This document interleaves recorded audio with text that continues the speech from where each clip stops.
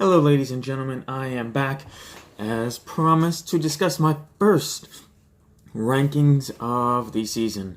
It's difficult to do week one rankings because you don't really know how the defenses are. You're kind of throwing darts.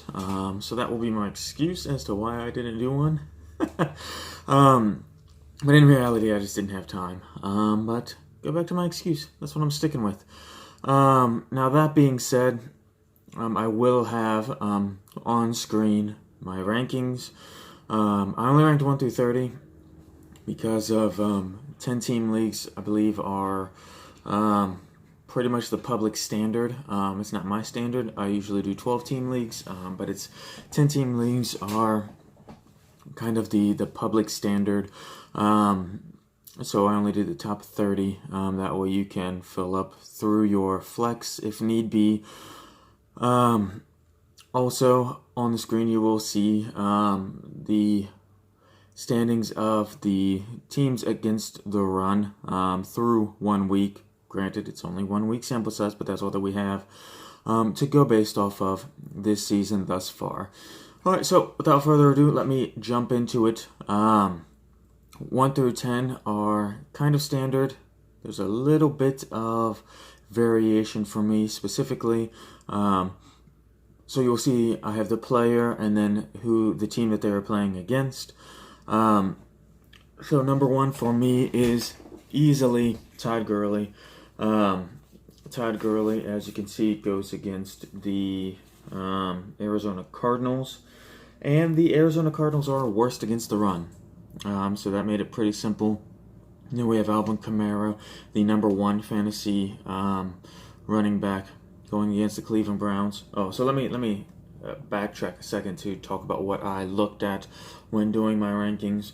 So I looked at a number of things.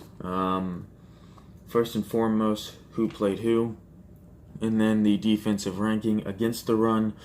And then I also looked at the Vegas over-under to see the potential points scored. And then I also looked at the more than just yardage allowed by any specific defense. Also the number of touchdowns that defense surrendered in week 1. And yeah, so those are the things that I looked at. So back to it. Number 3 is, compared to everyone else's rankings, my number 3 is far and away the highest that anyone has James Conner ranked. But James Conner is going to be playing at home against the Kansas City Chiefs. And as you can see, the Kansas City Chiefs are the 21st ranked against the run, so they are not too good. And they're going to be traveling to Heinz Field. Pittsburgh plays better at home than they do on the road. James Conner had 190-something yards, 2 touchdowns against Cleveland. I don't think that he will replicate those specific numbers, but I do believe he will have a good game nonetheless.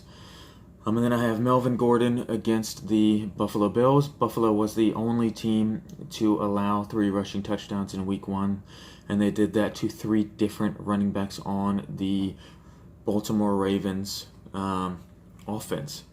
So if 3 middling running backs can all score against you, then I believe Melvin Gordon will at least probably score twice. So that's my thought process for having him number 4. Then we have Saquon Barkley against Dallas, Ezekiel Elliott against the Giants, David Johnson against the Rams, and then I have Kareem Hunt against Pittsburgh. Kareem had a down week last week, down game, but I do believe he will perform against the Pittsburgh Steelers defense that is ranked 2nd worst against the run, and that was against the Cleveland Browns week 1. Granted, you do have some of Tyrod Taylor's rushing in that as well, but I believe Kareem Hunt will be a good play. I believe he will catch some passes this week, which he did not do week 1. So yeah, I believe he will be a good play. Solid RB1. Then we have Jordan Howard against the Seattle Seahawks. Seattle, surprisingly, was in the bottom third, 25th against the run. Jordan Howard's a good running back, good team. I do believe, Seattle is going to have to travel to Chicago, so that's a long trip.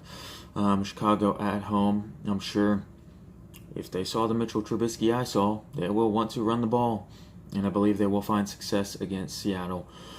And then I have Dalvin Cook against my Green Bay Packers. Green Bay, historically, at least in recent history, is not good against the run, and I believe that will continue. Dalvin Cook, I believe he will have a solid game. Will play more than he did in Week 1, and I believe he will find the end zone. Now for RB2, if we're talking 10-team league, I have Joe Mixon against Baltimore. Baltimore's pretty good, but I do believe he will find success running and catching, so that I believe will give him a high RB2, low RB1 upside. Then we have Christian McCaffrey against Atlanta. He did not find the end zone last week, but I do believe that changes this week, because Atlanta let Jay Ajayi score twice on the ground. So I do believe that Christian McCaffrey, whether it be through the run or through the pass, I believe he will find the end zone. And then we have Lamar Miller against Tennessee. At the time of my research, there was no over-under by Vegas for this game, so I had to kind of go based off of my own feelings. And I believe the Texans will have their way with Tennessee, especially if Mariota doesn't play. Then I believe that they will be able to run the ball, run out the clock second half with the lead. And I believe Lamar Miller will find the end zone at least once. Then we have Jay Ajayi against Tampa. Now, Tampa's tricky.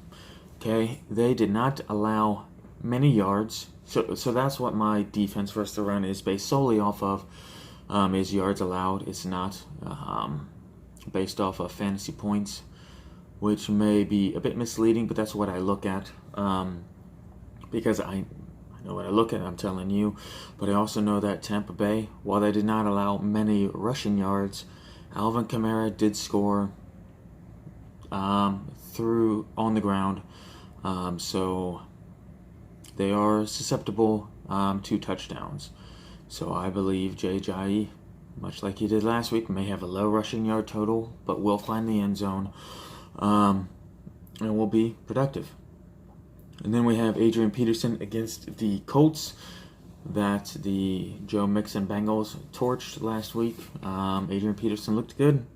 He's old, but he looked good. And more so, he also caught the ball. So I believe he will be good play. Alex Collins. So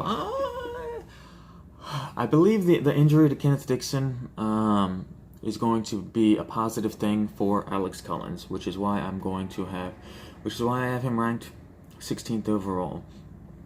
I believe he will carry a big load, especially since, like I said, Kenneth Dixon is out. Yeah, that's really it. And then Carlos Hyde against New Orleans. So this is tricky as well. Carlos Hyde might be game scripted out if New Orleans gets a big lead, but I do believe that he will be able to score early. Now, I don't believe he'll score often, and if he doesn't score, he will.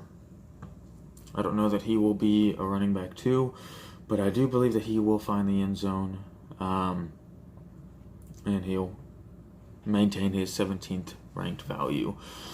And if we're being honest, that's just a low-end RB2, so it's not that big of a risk, especially when you look at the people underneath him, like Devonta Foreman. Devonta Foreman, not even Devonta Foreman. Wow, Deonta Foreman, not even playing. So Devonta Freeman, who I meant to say my 18th ranked running back, he's got a knee injury. He might not even play, and he goes against Carolina. Carolina has a good run defense, top 10 run defense. Kenyon Drake goes against the number 1 ranked run defense. And Kenyon Drake did very little last week. So, and then we've got LeSean McCoy, ranked 20th. LeSean McCoy, tough play. He's got a lot of talent, but I believe starting Josh Allen and having Josh Allen play all game will help LeSean McCoy. Chargers are middle of the road. They allowed more than 100 yards rushing last week. So I do believe LeSean McCoy. Wow, I really need to practice speaking. I believe McCoy will have a good game, good enough to at least be an RB2. And then I hope you noticed I have Leonard Fournette or TJ Yeldon, because I do believe they are interchangeable. If Fournette plays, he won't be 100%. And if he doesn't play, I think that's equal to Leonard Fournette at not 100%. They play the Patriots. Yeldon might get a bump because of his passing. If Fournette is hurt and doesn't play, Yeldon will be in there all 3 downs catching passes, which will bump up his value. So if that's the game script, that's what I believe will happen. Then I have Royce Freeman against Oakland. Now, Freeman was very disappointing last week because of Philip Lindsay, who ended up, oddly enough, as he was last week's RB13, Philip Lindsay was. But I don't believe that will continue. I believe that was just the game script. When they were running out the clock, it was Royce Freeman in. If Oakland plays like Oakland played last week, that's what they're going to be doing. A la Todd Gurley last week against Oakland. If you're hammering away, running out the clock, Royce Freeman will be a great play. And I believe he will even potentially outperform his ranking if, like I said, they have a comfortable lead in the third, fourth quarter. He may even find the end zone in the end. Then we have Jamal Williams against Minnesota. I believe he will be in almost 100% of snaps, especially if Aaron Rodgers does in fact play, because Aaron Rodgers needs to be protected, and Jamal Williams is phenomenal at protecting the passer. Blitz pickup, he's great. And then it's not a great matchup. Minnesota's 9th against the run, but it's opportunity, and if you're talking about flex play, you could do worse. And then we have Dion Lewis against Houston, and that kind of goes with the Lamar Miller. Lamar Miller, if they're running the ball a lot because they have a lead, then that means that Dion Lewis should be in, catching passes, much like he was last week when he finished as the RB10. So I believe game script will allow for Dion Lewis to get, some good playing time. Then I have Isaiah Crowell against Miami. And that's really a coin flip between Crowell and Powell. Hopefully the Jets saw what I saw, and that was a better running back in Isaiah Crowell, and they'll give him more opportunity. 62-yard rushing touchdown. You only get that if you have potential, if you have the skill. And then I have Chris Thompson. He is all about efficiency. He does not get many touches, but when he gets the ball, he does wonders. And I think James White is the running back to play from the Patriots backfield this week. And then I have Tevin Coleman. Tevin Coleman gets a bump up if Devonta Freeman does not play. Chris Carson, starting running back for Seattle against a good Bears defense.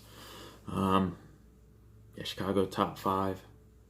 So, low-end flex play. At best, Peyton Barber, another low-end flex play against the 6th-ranked Philadelphia defense that kept Devonta Freeman out of the end zone last week. Tevin Coleman did score against Philly, but that's Tevin Coleman and Peyton Barber are not really the same player. Peyton Barber is more of the Devonta Freeman, and they kept him out of the end zone. So that's that. Tomorrow I will break down the wide receivers and maybe even the flexes and discuss the Thursday Night Football preview, Cincinnati and Baltimore. I believe that game is a home game. Yeah, it's a home game for the Bengals. So that gives Mixon also a tiny bit of a boost. A teeny tiny boost. But that said, I am out of here. And see you guys tomorrow.